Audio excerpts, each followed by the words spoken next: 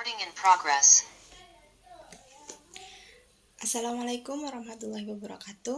Selamat pagi semuanya. Bagaimana kabarnya hari ini? Alhamdulillah semuanya sehat ya. Pada pertemuan kali ini kita akan membahas klasifikasi materi dan perubahannya, yaitu pada bab 3 kali ini ya.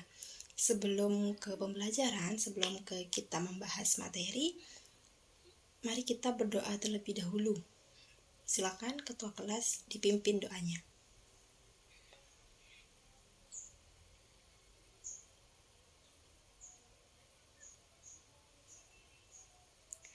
Baik, selesai ya. Langsung saja ya Ibu. Saya akan membagikan PPT atau PowerPoint mengenai pembelajaran atau materi yang akan kita bahas pada kali ini. Izin share screen ya.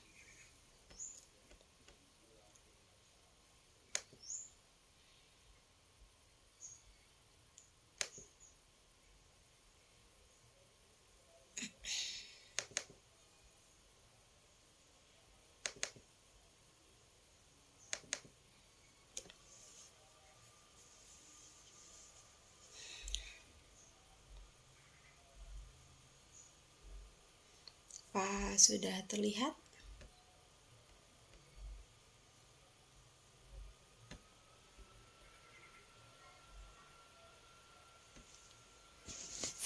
Baik, langsung saja.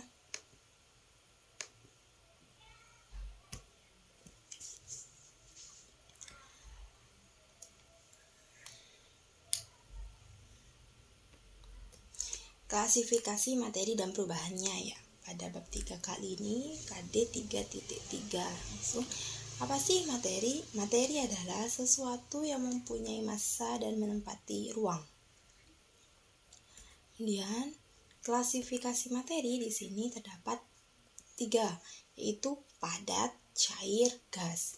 Padat di sini yaitu mempunyai bentuk dan volume tertentu, kemudian jarak antar partikel zatnya sangat padat dan rapat. Kemudian partikel-partikel zat padat ini tidak dapat bergerak bebas. Kemudian cair. Cair di sini mempunyai volume tertentu tetapi tidak mempunyai bentuk yang tetap, bergantung pada media yang digunakan. Kemudian jarak antar partikel zat cair ini lebih renggang daripada zat padat tadi. Kemudian partikel-partikel zat cair dapat bergerak bebas namun terbatas. Kemudian gas.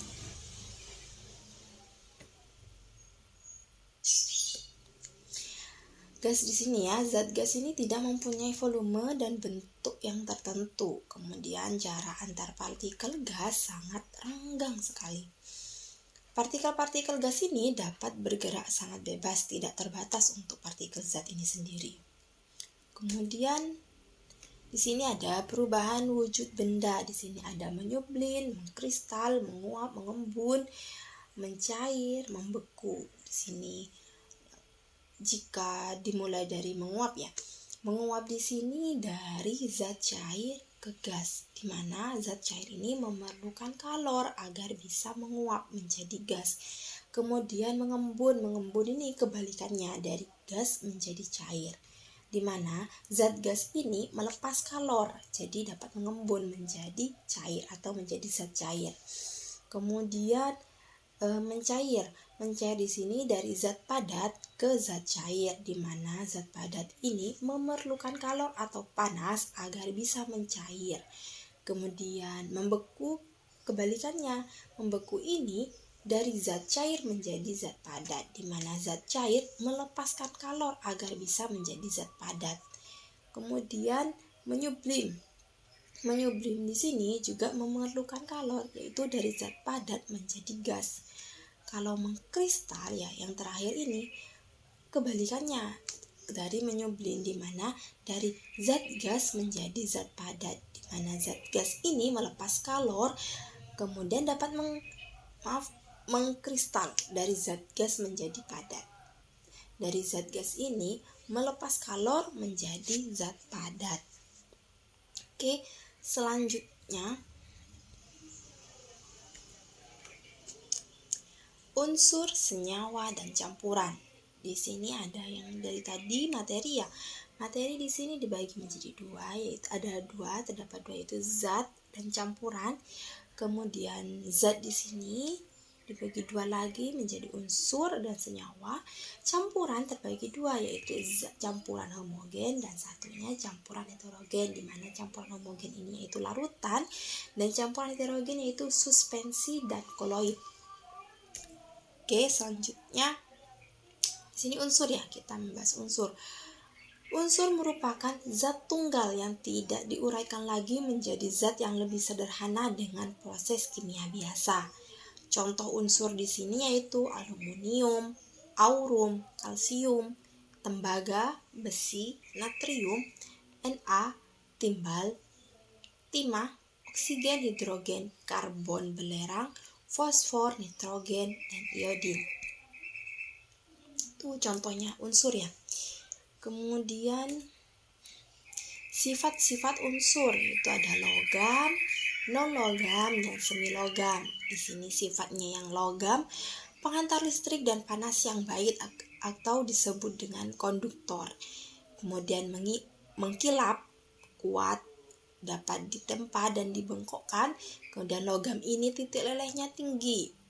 Kemudian pada suhu kamar berwujud padat kecuali Hg ya, atau Hg itu berbentuk cair. Contoh dari logam ini yaitu natrium, strontium, tembaga, dan magnesium. Kemudian sifat-sifat unsur non-logam yaitu kurang baik menghantarkan listrik dan panas, biasa disebut dengan isolator, tidak mengkilap, rapuh, tidak dapat dibengkokkan. Non-logam ini tidak leleh, titik lelehnya rendah. Kemudian pada suhu kamar berwujud gas atau cair kecuali uranium, yaitu berwujud padat. Contohnya yaitu karbon, klor, nitrogen, dan iodium. Kemudian sifat-sifat unsur semilogam. Unsur semilogam merupakan unsur yang mempunyai sifat di antara sifat logam dan non-logam, itu berada di tengah-tengahnya dari logam dan non-logam tersebut. Dengan demikian, semilogam bersifat semikonduktor. Contohnya pada semilogam ini yaitu silikon. Di sini ada tabel periodik ya. Ahli kimia mendaftar unsur-unsur yang ada di dalam bentuk tabel dikenal dengan periodik unsur atau sistem periodik ya.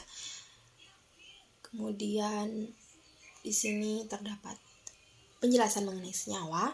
Senyawa adalah materi yang tersusun atas dua atau lebih unsur yang berbeda melalui reaksi kimia. Di sini sudah ada contoh ya. Nah, ada nama senyawa kimia, ada nama senyawanya, kemudian rumus kimianya atau penyusunnya, dan nama unsur penyusunnya. Kemudian contoh ya, salah satunya amonia, rumus kimianya itu NH3, atom penyusunnya 1 atom N. Sudah dapat dilihat ya kan, NH3, jadi N-nya hanya 1, jadi terdiri 1 atom N plus H3, jadi 3 atom H. Nama unsur penyusunnya ini N di sini nitrogen dan H ini hidrogen. Kemudian lagi karbon dioksida. Rumus kimianya CO2. Atom penyusunnya dapat dilihat C itu 1 atom C dan O2 ada 2 atom O ya. Nama unsur penyusunnya yaitu C itu karbon, O itu oksigen. Dan langsung di sini ada sifat-sifat senyawa kimia. Sifat-sifat senyawa. Pertama, terbentuk dari 2 atau lebih unsur yang berbeda melalui reaksi kimia. Kemudian, memiliki sifat yang berbeda dengan unsur-unsur penyusunnya. Senyawa ini memiliki sifat yang berbeda dengan unsur-unsur penyusunnya. Kemudian, dapat diuraikan menjadi unsur-unsurnya melalui reaksi kimia. Kemudian selanjutnya unsur-unsur penyusunnya memiliki perbandingan tetap. Yang terakhir, sifat senyawa ini pembentukannya memerlukan atau melepaskan energi. Berdasarkan unsur penyusunnya tadi, senyawa dibedakan menjadi dua macam, yaitu senyawa organik dan senyawa anorganik. Senyawa organik tersebut yaitu senyawa yang mengandung unsur karbon, kecuali karbida, karbonat, dan oksida karbon. Contohnya, asam cuka atau asam asetat, atau CH3COOH, dan gula pasir C12H22O11. Kemudian yang kedua, senyawa anorganik. Senyawa anorganik yaitu senyawa yang tidak mengandung unsur karbon dan umumnya menjadi penyusun material atau benda tidak hidup. Contohnya pasir SiO2 dan garam meja atau garam dapur ya NaCl. Baik, sekarang masuk ke campuran. Campuran adalah materi yang tersusun atas dua zat atau lebih, tetapi masih mempunyai sifat zat penyusun. Ciri-ciri campuran sebagai berikut. Yang pertama, tersusun atas dua zat atau lebih. Kedua, memiliki sifat seperti zat penyusunnya. Ketiga, tidak memiliki komposisi tetap. Yang keempat, zat penyusunnya dapat dipisahkan secara fisika. Kemudian berdasarkan zat penyusunnya tadi, campuran dibedakan menjadi tiga, yaitu campuran yang tersusun atas dua jenis unsur atau lebih. Contohnya yaitu campuran unsur O2 dan unsur H2. Jadi di sini tersusun unsurnya itu berarti unsur O2 dan unsur H2. Nah, unsurnya itu O, tapi di sini kan ada O2, berarti itu ada dua jenis unsur. Kemudian yang kedua, campuran yang tersusun atas dua jenis senyawa atau lebih. Contohnya yaitu CO dan senyawa H2O. Berarti senyawanya di sini yang campuran senyawa itu berarti senyawa C dan senyawa O. Yang H2O ini senyawa H dan senyawa O. Kemudian yang ketiga, campuran yang tersusun atas unsur dan senyawa. Contohnya campuran antara unsur O2 dan H2O. Kemudian berdasarkan sifat zat penyusunnya, campuran dibedakan menjadi tiga, yaitu pertama, campuran yang tersusun atas zat gas dan zat gas. Contohnya, udara tersusun atas beberapa gas, yaitu O2, N2, dan gas lain. Yang kedua, campuran yang tersusun atas zat padat dan zat padat. Contohnya baja. Baja ini paduan logam antara besi dan karbon.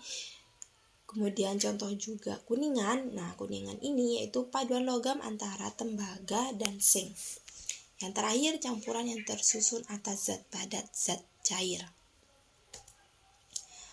Campuran antara zat padat dan cair di sini yaitu ada campuran homogen, ada campuran heterogen. Campuran homogen di sini yaitu biasa disebut dengan larutan. Ciri-cirinya yaitu tersusun atas zat padat yang berfungsi sebagai zat terlarut dan zat cair yang berfungsi sebagai zat pelarut dengan ukuran yang tidak jauh berbeda. Kemudian bening dan tembus cahaya, tidak ada endapan saat didiamkan, zat-zat penyusun tercampur sempurna. Contohnya campuran air dengan alkohol, air dengan gula, air dengan sirup ya. Kemudian ke campuran heterogen. Ciri-cirinya yaitu partikel-partikel yang bercampur memiliki perbedaan massa jenis besar, keruh dan tidak tembus cahaya, terdapat endapan saat didiamkan, percampurannya tidak merata. Kemudian di sini campuran heterogen yang kan terdiri suspensi dan koloid. Suspensi di sini itu ukuran partikel lebih dari 10 nanometer. Contohnya pasir dalam air. Kemudian kalau koloid itu ukuran partikel 1 sampai dengan 100 nanometer. Contohnya susu, darah, dan asap. Berdasarkan sifatnya, larutan dibedakan menjadi tiga, yaitu larutan asam, basa, dan garam. Asam di sini itu berasam asam. Tahu kan kalau kita makan asam itu icut ya.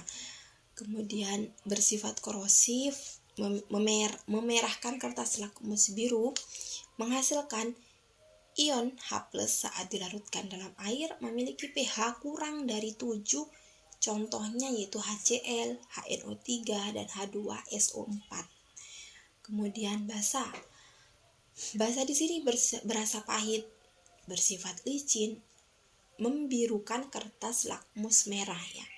Menghasilkan ion OH- saat dilarutkan dalam air memiliki pH lebih dari 7. Contohnya NaOH, KOH, dan MgOH2. Yang terakhir garam. Garam adalah hasil reaksi antara asam dan basa. Contohnya NaCl, KNO3, JaCl2, dan NH4Cl. Sifat garam bermacam-macam, yaitu asam pH-nya kurang dari 7, basa pH lebih dari 7, dan netral pH sama dengan 7. Nah, di sini indikator asam basa ya. Ada indikator alami, buatan, universal, atau pH meter. Indikator alami itu dari bahan-bahan alami yang kita temukan di lingkungan sekitar. Contohnya bunga sepatu, kol, ungu, kunyit, bunga mawar, kemudian kulit manggis, itu bisa menjadi indikator alami.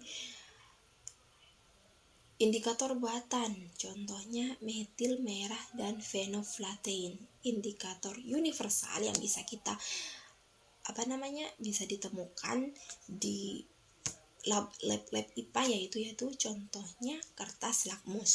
Ada kertas lakmus merah dan warna biru. Kemudian di sini ada pemisahan campuran ya. Pemisahan campuran di sini yaitu terdapat 6 filtrasi, 2 sentrifugasi, 3 distilasi atau penyulingan, 4 kromatografi, yang kelima sublimasi, 6 evaporasi atau penguapan, 7 atraksi magnetik.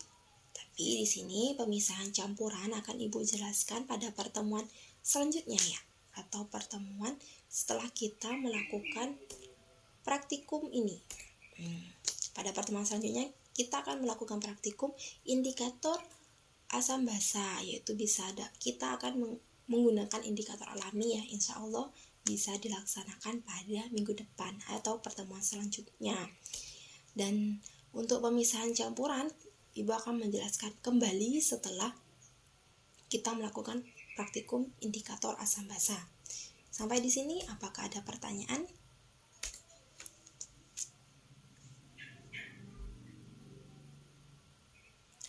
Jika tidak ada ya Ibu akhiri, tapi sebelum diakhiri Ibu akan memberikan tugas, tapi tugasnya Ibu akan berikan lewat Google Classroom-nya. Bisa dilihat nanti setelah pembelajaran selesai. Lihat tenggatnya, jangan sampai deadline-nya ya, jangan sampai melebihkan pengumpulan tugasnya, jangan sampai lebih dari deadline yang sudah Ibu tentukan. Sampai di sini ya, sudah sampai di sini untuk materi klasifikasi materi dan perubahannya. Oke. Ibu stop share ya.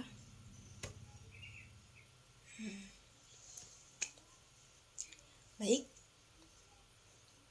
Sudah ya penjelasan mengenai klasifikasi materi dan perubahannya. Nanti Ibu akan berikan tugas di mana sudah terdapat deadline-nya di Google Classroom.